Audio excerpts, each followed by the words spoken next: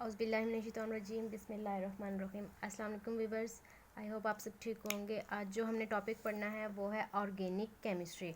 Organic chemistry से पहले हमें पता होना चाहिए केमिस्ट्री क्या है। केमिस्ट्री है साइंस की एक ब्रांच जिसमें हम structure, composition, properties and reaction, इन चार चीज़ों को स्टडी करते हैं किसी भी अपने इर्द गिर्द के मैटर के, क्योंकि हमारे इर्द गिर्द जितनी भी हम लोग ऑब्जेक्ट देखते हैं सब केमिस्ट्री से रिलेटेड हैं।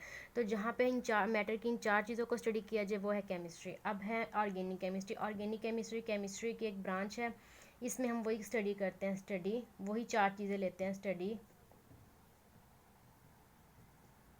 Composition,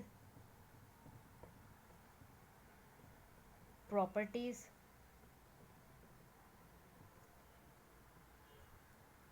reaction and structure. इसके अलावा ऑर्गेनिक केमिस्ट्री में हम एक और चीज़ को लेते हैं, वो है preparation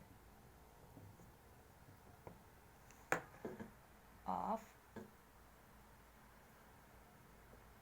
organic compound.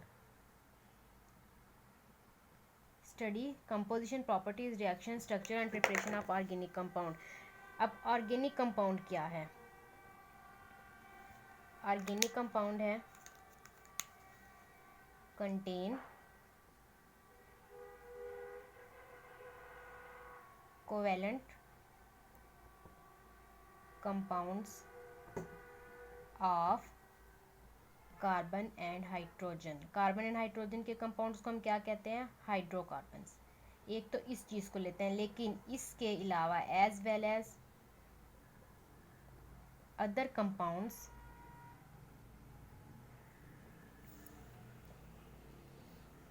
Contain nitrogen, oxygen, sulphur, phosphorus, silicon वगैरह, जैसे इन कंपाउंड्स को हम स्टडी करते हैं, उसे हम कहते हैं ऑर्गेनिक कंपाउंड्स। अब इन कंपाउंड्स को, nitrogen, oxygen, sulphur, phosphorus containing compounds को हम आम जुबान में क्या कहते हैं?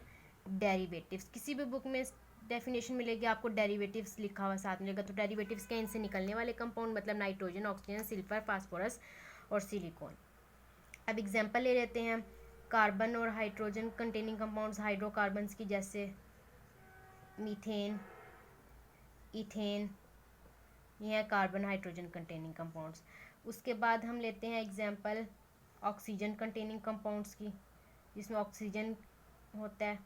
उसमें हम क्या लेते हैं? अल्कोहल की एग्जांपल ले लेते हैं।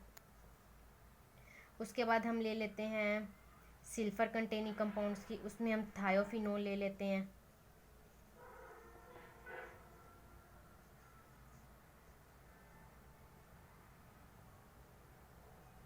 इसी तरह फास्फोरस पे जब लेते हैं एटीपी ले लेते हैं। ठीक है, ये सारे ऑर्गेनिक कंपाउंड्स हैं। अब इसके बाद हम देखते हैं, पढ़ तो हमने ऑर्गेनिक को लिया, इसमें कार्बन क्या चीज़ है? कार्बन है एक non metal. Carbon is a non metal with valency 4। Valency 4 का क्या मतलब है? इसके आउटर शेल में 4 इलेक्ट्रॉन्स होंगे, जैसे KLMN। के शेल में 2 हो जाएंगे, L में 4 हो जाएंगे। इसका एटॉमिक नंबर कितना है? 6। 4 और 2 6। अब इसके वैलेंस शेल में कितने हैं? 4। इस वजह से इसकी वैलेंसी है 4। आउटर शेल, वैलेंस शेल एक ही बात है। अब जैसे वैलेंसी 4 तो मतलब ये 4 बॉन्ड बनाता है। टेट्राहेड्रल स्ट्रक्चर है इसका। कौन कौन से बॉन्ड बनाएगा? ये सिंगल भी बना लेता है, डबल भी, ट्रिपल भी। ठीक है, उसके बाद ये डायमंड फॉर्म में एग्जिस्ट होता है, ज़्यादातर ग्रेफाइट में होगा।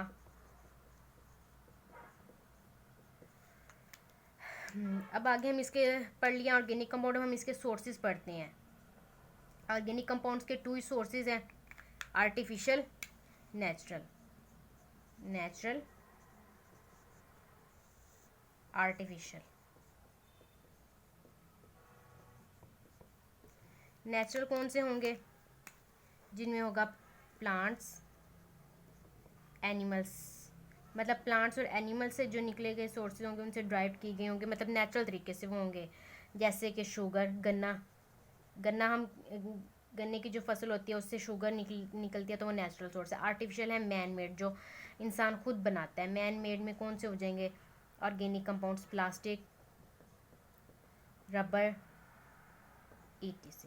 ठीक है, अब हमने ऑर्गेनिक केमिस्ट्री पढ़ लिया। हमें इसका स्कोप भी पता होना चाहिए कि ये हम किस किस ब्रांच में, अगर कोई इंसान ऑर्गेनिक केमिस्ट बने, वो क्या क्या करते हैं, किस किस ब्रांच में, किस किस फील्ड में ये अप्लाई होती है। स्कोप पहला है, ऑर्गेनिक केमिस्ट ड्रिल करता है, डिटरमिन करता है structure and composition of organic compounds. In organic compound की स्ट्रक्चर कंपोजिशन को डिटरमिन करता है।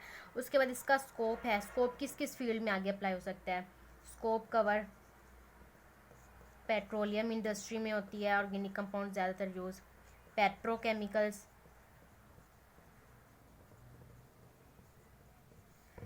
फार्मास्यूटिकल,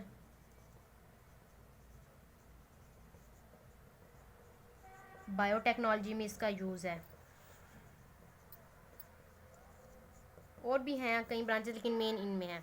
ठीक है, ये हमारा आज का टॉपिक था। इसमें हमने पढ़ा केमिस्ट्री क्या है, उसमें हम कंपोजिशन, प्रॉपर्टीज़, रिएक्शन स्ट्रक्चर को स्टडी करते हैं। इसके बाद ऑर्गेनिक केमिस्ट्री इन चार्ट्स के अलावा प्रिपरेशन लेते हैं ऑर्गेनिक कंपाउंड की। ऑर्गेनिक कंपाउंड होते हैं कार्बन कंटेनिंग कंपाउंड, जिसमें कार्बन के साथ अगर हाइड्रोजन होगा हाइड्रोकार्बन, इसके अलावा अगर nitrogen, oxygen, sulphur, phosphorus, silicon, ये कार्बन के साथ बॉन्ड बनाया होगा इन्होंने, तो फिर मैंने ये बता दिया कौन कौन से कंपाउंड है। इसके बाद कार्बन क्या है, नॉन मेटल, वैलेंसी 4 है, वैलेंस शेल में 4 इलेक्ट्रॉन होते हैं, इसलिए इसकी वैलेंसी 4 है। सिंगल, डबल, ट्रिपल बॉन्ड मारता है, ज़्यादातर डायमंड ग्रेफाइट की फॉर्म में होता है। फिर नेचुरल, आर्टिफिशियल सोर्सेज हैं, plants, animal, sugar, man made में प्लास्टिक, रबर आ जाता है। आगे स्कोप है इसका, कौन कौन सी है, पेट्रोलियम में, petrochemical, pharmaceutical, biotechnology. I hope आपको समझ आ गई। अगर कुछ समझ ना है तो कमेंट करके पूछ लें, वरना मेरी जीमेल है उस पर आप मैसेज कर सकते हैं। And thank you so much. Allah हाफिज़।